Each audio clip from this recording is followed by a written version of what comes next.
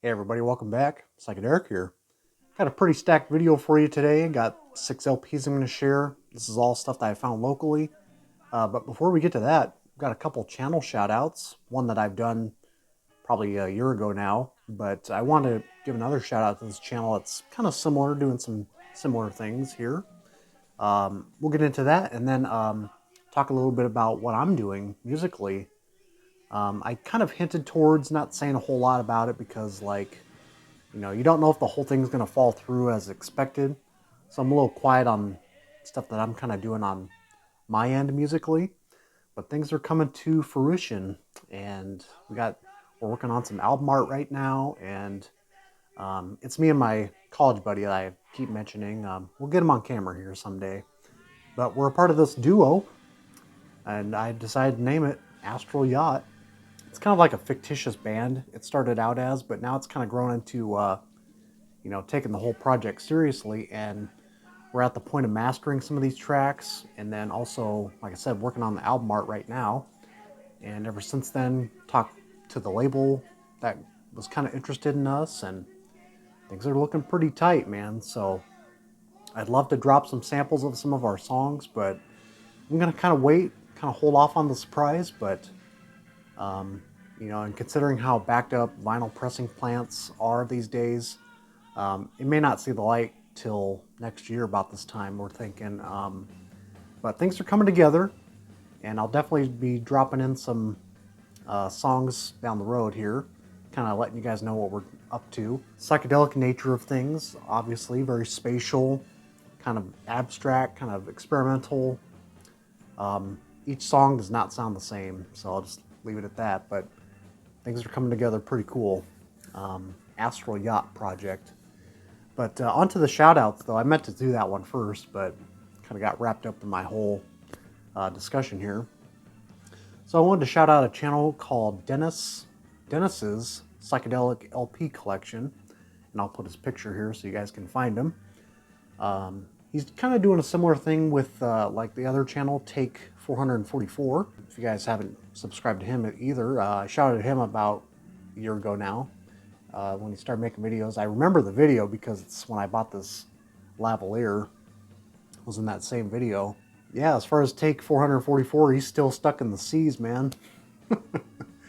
He's got quite an expansive collection, so I think he's just now getting to the D's alphabetically, but Dennis hasn't beat. I think he's out over on his T's right now, and he's pushed out maybe 20 plus videos within a month's time, so he's just pumping them out, man, which is awesome. And I haven't even gotten through them all yet. I'm just kind of like, put the brakes on, man.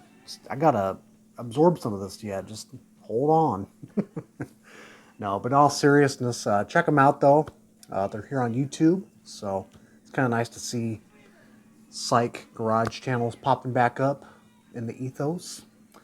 But otherwise, we've got some cool stuff lined up here. Won't take you too long. Some of these I won't talk about too much, hopefully, but yeah, we got 6 of them here. A couple cheapies at the end, but we're starting off with a banger here. So I showed this one on my last live stream. And this is one where I did play the second disc as well.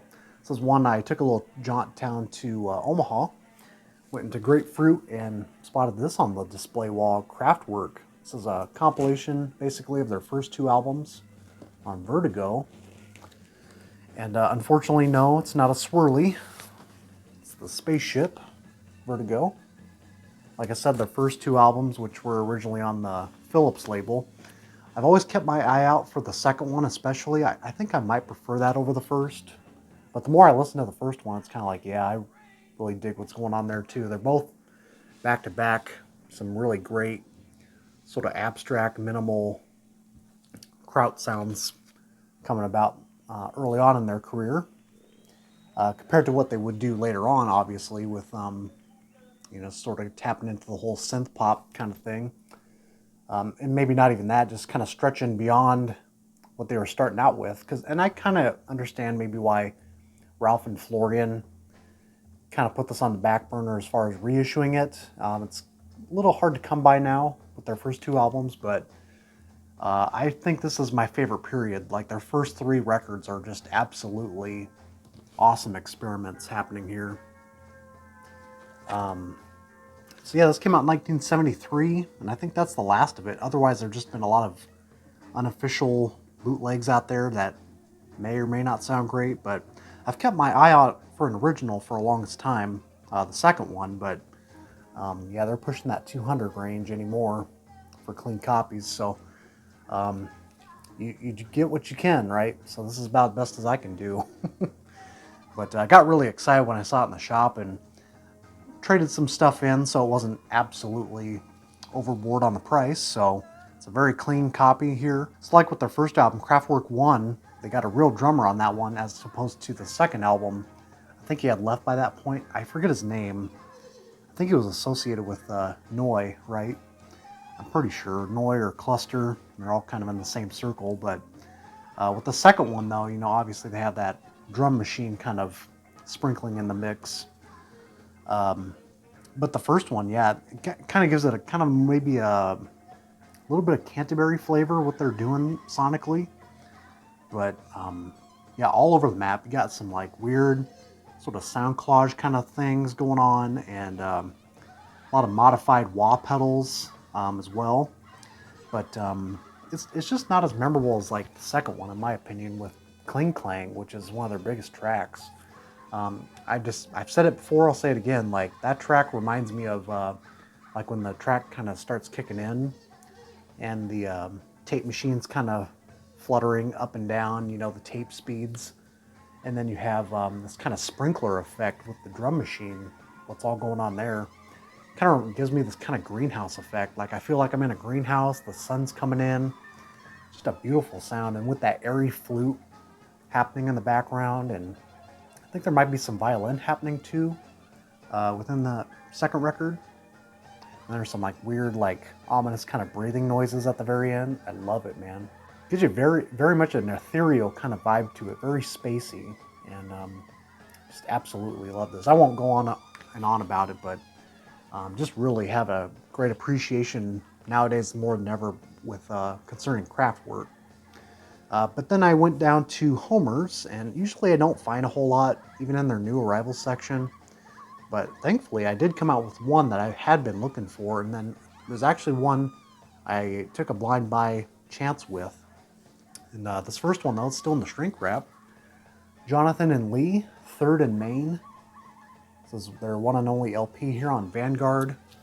Shrink's coming off a little bit on the back. That's all right. Soundland. Looks like it got marked down 4 different times. But yeah, this is a really good LP. If you guys like Smokey and his sister, it's very much that same sort of tale where they were both from Ohio, and then he moved out to the sort of Greenwich Village coffee house scenes concerning folk. And they got a lot of great backing musicians here, a lot of New York City jazz players of all people backing them up on here, but it's very electric sounding too in some spots. And I think you can still pick this up for the price I paid for this was $10. It does need cleaned up a little bit yet. I cleaned off a little bit, but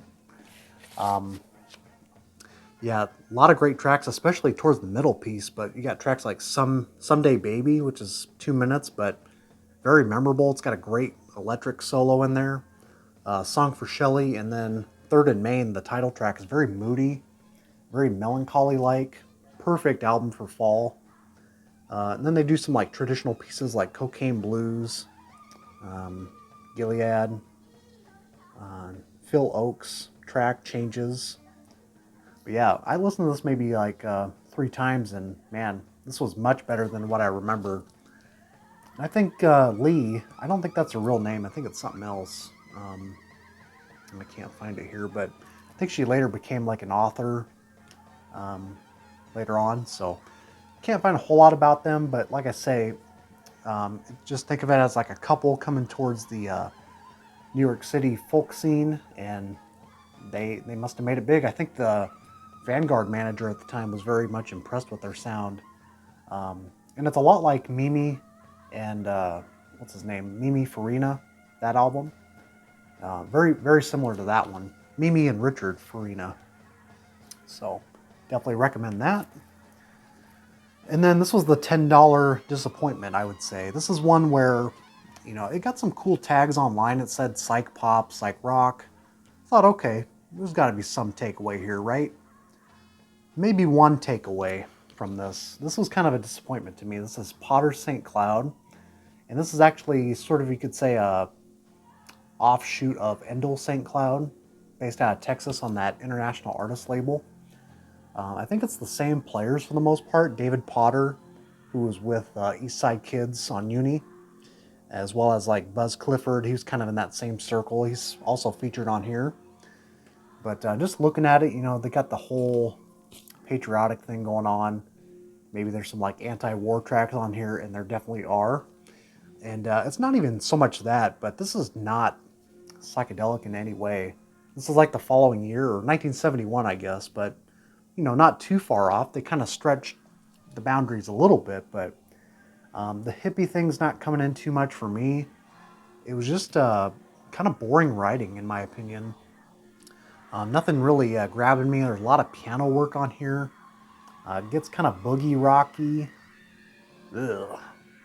Gotta stay away from that. But Gentle Wind, the second to last track though, is definitely worth checking out. It's got some wah pedal things going on. It's got decent harmonies. The singer in this is not very good either, so I hate to crap on some of these records, but I wanted this to be a lot better, and sometimes you win some, you lose some. It's a white label promo on Media Arts. Potter St. Cloud, just do not recommend this one. Let me know what you guys think of it though, if you have heard it. And that's all stuff I found in Omaha, and this is stuff that I found here in town. Had a really nice surprise finding this. My buddy at the shop, Vintage Vinyl, came through with this for me. This is one that I had been seeking out for about a couple years now, and I'd always see this cover online, and I always thought it was kind of like, I assumed it was like blues rock or something, British blues, but I was way off. This is actually kind of a sleepy title, and definitely one that grows on you, but we'll kind of talk about this one a little bit. So this is Junior's Eyes on A&M label, and this is originally released on the Regal Zonophone label. It came out in 1969, and it has a little bit of history to it. This is a promo copy as well. Mick Wayne had a lot of association with, I think, one of Jimmy Page's first bands, The Outsiders, and he did a lot of session work at the time, but most notably he played guitar. He guest guitar on David Bowie's track Space Oddity, and then later, I think this year when this came out, '69, this band backed up David Bowie. And sometimes this album gets misinterpreted as Battersea Power Station, you know, the Animals Pink Floyd cover. That's where they take the title from. I just don't think it's the title though, because it doesn't say it on the spine, doesn't say it on the label. I think it is Junior Eyes self-titled though. But yeah, this one kind of seeps into some weird areas. I mean, it's kind of like early prog meets psych, with this whole suite they do. They kick it off with a suite. But if you don't think of it that way, if you think of it as individual pieces that kind of continually flow into each other, it works a little better as opposed to like thinking of it as a long structured kind of piece. I got tracks like Circus Days. I think the other one was Miss Lizzie. But I think most of the suite is kind of circling around this sort of carnival theme going on. It gets kind of freaky in some spots, and definitely gets a little spatial, what they're doing in the background, but also some kind of complex arrangements. That's kind of where the progressive tag comes in. But like I said, once you listen to it a few times, you kind of pick up what they're doing, and it works out pretty well. And it does rock out in some spots with the opening track here, Playtime on side 2. Is definitely a standout here. Good harmony work as well. Yeah, White Light, they actually performed on the Beat Club, which was like an extension of this track. And I think they also released it as a single prior to this LP. They had a few singles that were non-LP, which are decent, but I might say this LP is probably their best work, in my opinion.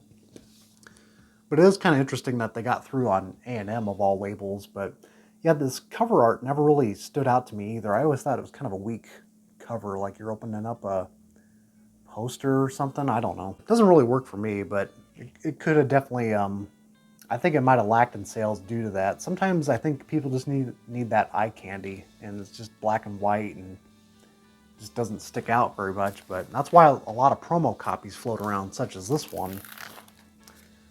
Very clean copy though. Get a shot of the label here. Junior's Eyes. And I think Mick Wayne also was in Pink Fairies for a time too, so there's a little bit of that world kind of crossing in here too. It's ever so slightly in that sort of freak beat, kind of curving into prog psych kind of circles, you know, like Pink Fairies, The Deviants, Pretty Things, kind of in that circle, but maybe not as memorable, but I still find it to be pretty good though. And then finishing off with these two, these are a couple of $4 picks. Sometimes you just never know what you'll find in there, and this is one I think I passed on a couple times. I was like, okay, let's just give it a shot. It's probably got maybe one track on here, and it does. It's kind of a one-track wonder, but still kind of happy to pick this up, kind of learn more about its history. Morgan, not that Morgan. This is Dave Morgan. It's on the Ampex label. And so Dave Morgan, from what I recall, he was associated with ELO, like in the 80s. He would later join late period ELO and a few other groups too before this. Again, white label promo. I bet this was a dollar bin record all day, and it still is. After 50 plus years. KVNO, I don't know if that's a Nebraska station. I've never seen that. Never seen those credentials before. But yeah, just looking at the cover too, this is a really bad example. Like, really? Morgan, acoustic singer-songwriter. What do we know about him? Very little. Don't even have a track listing. What a great way to market, right? But I think the German copy had a much more popping sleeve on that one. But what's the track? It's like, again, second to last track. Ill Wind was the winner on here. Very phantasmical, sort of kind of haunting, kind of pop psych or psych folk maybe. Very folky, but also it's got a really cool Leslie speaker effect on the vocals, which I love. Sort of that rotary sound, you know, think of like Planet Caravan by Black Sabbath. Sort of those kind of style vocals. Love that sound. But this is much better than I thought it would be. A lot of cool instrumentation happening here. It's all I can remember from that is just, it's better than your typical $4 picks. He's doing some interesting work on here. I think the other track, Angel, was a highlight. So yeah, definitely check out Ill Wind by Dave Morgan. I think this also came out in like 71-ish. And then the last one here, this is kind of just a cheapie, just kind of like what the hell kind of pickup, but I would definitely pick up their studio albums, but I think the second one they actually had in the shop, but they're asking like 20 bucks and up, and I'm like, not feeling it today. But with this compilation of their first two records in the $4 bin, I'll take that. The Bu Rumel Sing. So these guys were getting some discussion with me and my partner in crime in the Yacht Rock Club. We were talking about, you know, just how somewhat influential they were towards the power pop scene with what's that track? Women, I think it was, second to last track, or Don't Talk to Strangers. That's the one. Got a lot of nice 12-string jangly guitar going on. Very much a prominent kind of sound concerning power pop, and just kind of a cheap compilation here. I think this came out maybe in the 70s, I don't know. Electronically re-recorded to simulate stereo. Couldn't really tell you, couldn't compare the mix, but I'm pretty sure it's probably not the best mix. But I do love the Bu Rumels though, both the early period and their later period with Van Dyke Parks and sort of that country rock realm they were kind of going in. But otherwise, that is it. I think I did pretty well cramming all these in under about 20 minutes. So as far as things coming up though, I'm actually recording this midweek, but I'll probably release it on Saturday. There will be a live stream coming up, not on Halloween night, but the following night, on Friday the 1st. It's when it works best for me. And who knows?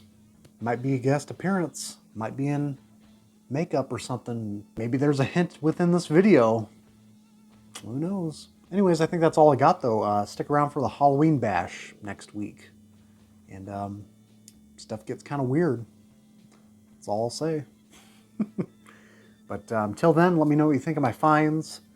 Hope you guys are doing well. Yeah, healing pretty well from surgery yet. Swelling's going down. My energy's coming back, so I'm moving right along. But take care, and we'll see you soon.